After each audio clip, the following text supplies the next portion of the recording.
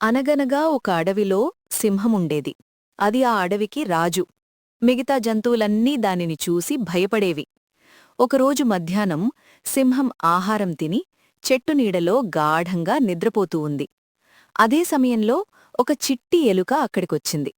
ఆ ఎలుక చాలా చలాకీగా అక్కడక్కడా పరిగెడుతూ ఆడుకుంటోంది. అనుకోకుండా అది నిద్రపోతున్న సింహం మీదికి ఎక్కి ఆటలాడుతోంది.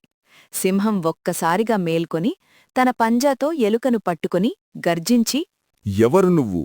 నా నిద్రను భంగం చేశావు. ఇప్పుడే నిన్ను తినేస్తాను. అని అంది.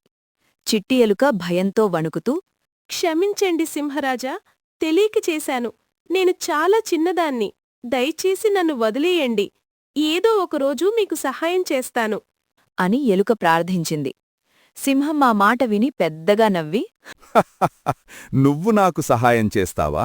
నువ్వు ఎంత చిన్నదివో చూసుకో. అని అంది. కాని ఎలుక ధైర్యం నచ్చి సరే, ఈసారి నిన్ను వదిలేస్తాను. ని వదిలేసింది.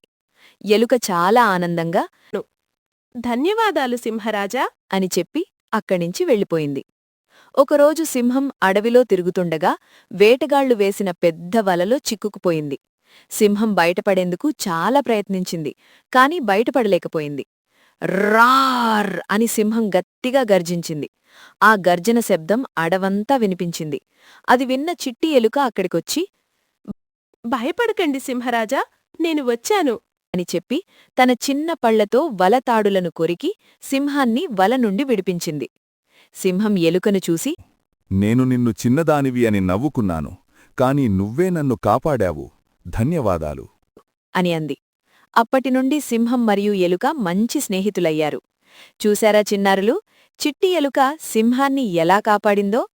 చిన్నవారిని ఎప్పుడూ తక్కువగా అంచనా వేయకూడదు. చిన్న సహాయం కూడా ఒకరోజు పెద్ద సహాయమవుతుంది. ఇంకా ఇలాంటి మంచి కథల కోసం చిట్టి ఛాంపియన్ ఛానల్ను లైక్ చేసి సబ్స్క్రైబ్ చేయండి.